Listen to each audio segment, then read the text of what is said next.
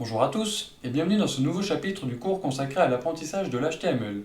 Dans ce chapitre, nous verrons les bases de la structure d'une page en HTML, nous verrons également nos premières balises en HTML, ainsi que des détails techniques concernant le nommage d'un fichier HTML. Tout d'abord, j'aimerais aborder avec vous le pourquoi nous avons nommé notre fichier index.html. Il ne s'agit pas simplement d'une convention de nommage, mais d'un détail qui a son importance, puisque lorsqu'un navigateur va afficher une page web, il va d'abord chercher à récupérer le contenu de la page index.html ou bien index.htm, ça marche aussi.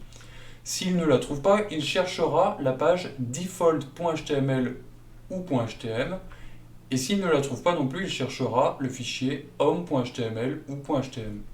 Si aucun de ces fichiers n'est trouvé dans votre répertoire de fichiers, une erreur sera généralement retournée par le navigateur, une erreur 404. La page index.html servira alors de fichier d'accueil pour notre site web. C'est là où les utilisateurs arriveront généralement en premier. Mais cela n'est pas suffisant pour ne pas obtenir d'erreur. Pour qu'un navigateur comprenne bien que l'index.html c'est une page en HTML, il va falloir préciser une première balise qui sera la doctype. Donc là on voit que Visual Studio Code nous propose d'écrire doctype et il nous propose même d'écrire la balise en entier. Donc cette balise, elle va servir à indiquer au navigateur que nous sommes actuellement dans une page en HTML5. C'est donc de cette manière qu'il va lire et comprendre votre page. Ensuite, il va falloir indiquer au navigateur la balise qui servira à stocker le contenu de votre page HTML. Cette balise, ce sera tout simplement la balise HTML. Cette balise HTML contiendra elle-même deux autres balises essentielles, qui sont la balise head, qui signifie tête en français, et la balise body, qui signifie corps en français. La balise head, c'est là où on va écrire toutes les méta-informations de notre page web. Donc, même si le terme peut faire peur, en réalité, c'est assez simple à comprendre.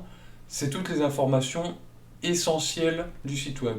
Ça pourra être son titre, sa description, les ressources externes qu'il devra importer pour fonctionner correctement, ainsi que des URL qu'il devra charger ou précharger selon les nécessités de la page web. La balise body, quant à elle, contiendra tout ce qui sera affiché à l'écran de votre page web. Un titre, une barre de navigation, un menu, tout cela ira dans la balise body. Par ailleurs, pour augmenter la visibilité de ce cours, je vais zoomer sur le texte. Donc pour ça, je vais aller dans View, Appearance, et je vais faire Zoom In. Le texte apparaîtra en plus gros, ce sera plus agréable, je pense, pour vous à regarder. Notez également une chose très importante, et c'est comme ça que vont fonctionner les pages HTML, c'est l'importance de l'indentation ainsi que l'importance de l'imbrication. L'indentation, c'est tout simplement la marge qu'il y aura entre une balise et le côté gauche de la page. C'est tout simplement ce qui va indiquer bien souvent aux développeurs que cette balise va être contenue dans une balise parente. C'est ce qu'on appelle l'imbrication. Ce principe aura son importance puisqu'il va nous permettre de ranger les balises dans des conteneurs. Par exemple, une barre de navigation, qui sera elle-même une balise, contiendra plusieurs balises enfants. C'est un exemple, tout va fonctionner comme ça en HTML. Par exemple, ici, on peut écrire dans ma balise head une première information sur mon site web, donc une méta-information, qui sera tout simplement le titre de mon site web. Pour cela, je vais mettre un chevron ouvrant et j'écris title. Vous pouvez aussi sur Visual Studio Code, et c'est pour ça que j'ai choisi cet environnement de développement, écrire tout simplement title et appuyer sur entrée ou cliquer. Vous voyez que c'est une abréviation EMET. Donc c'est pour faciliter l'écriture et le développement. C'est très pratique. Donc dans le titre, vous allez mettre par exemple mon premier site web.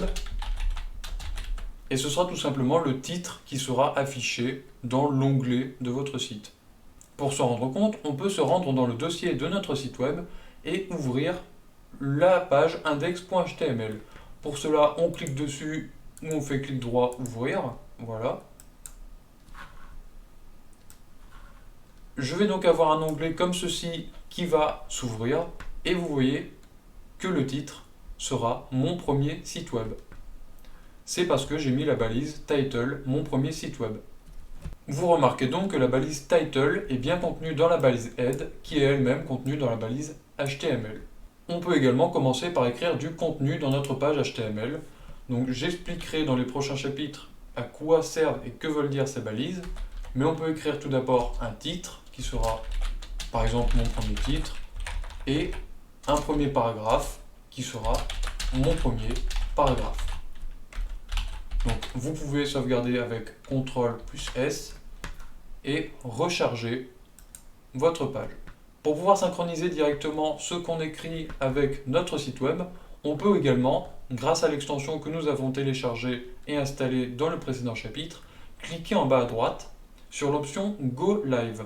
Donc cette option apparaît uniquement si vous avez installé l'extension et qu'elle est activée. Donc rappelez-vous, dans l'onglet extension, vous cherchez Live Server, et si elle n'est pas activée, cliquez sur Enable. Vous cliquez donc sur Go Live, et votre page web va s'ouvrir dans un URL 127.0, donc ça ce sera le port, et ça ce sera un serveur local en fait. Donc à chaque fois que je vais sauvegarder ma page, ce sera mis à jour dynamiquement. Donc par exemple test, hop, vous voyez, j'ai pas eu besoin de recharger la page, ça s'est affiché tout seul.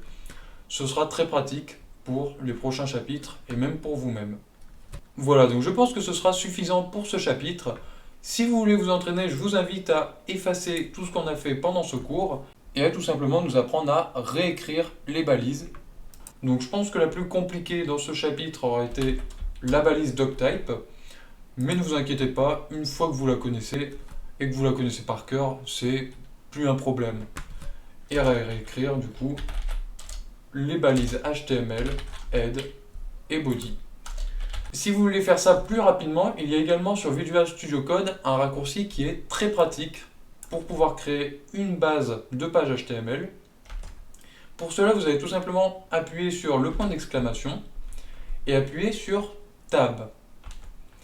Et là, voilà, il va vous générer une page HTML, donc avec des balises qu'on n'a pas encore vues dans ce chapitre, donc c'est les méta-informations. On verra ça plus tard, mais retenez juste que ça, c'est l'encodage, et ça, c'est ce qui permet au navigateur de comprendre que votre site sera sur plusieurs écrans, donc il sera responsive. On verra ce terme plus tard également. On se retrouve alors dans le prochain chapitre pour parler plus en détail des balises H1 et P. On verra également d'autres balises qui seront très utiles dans le développement d'une page web. Et nous parlerons également des termes conventionnels qui sont utilisés pour désigner les balises, les éléments et le contenu. N'hésitez pas à vous abonner et à mettre un pouce bleu si ce chapitre vous a plu. Et je vous dis à la prochaine.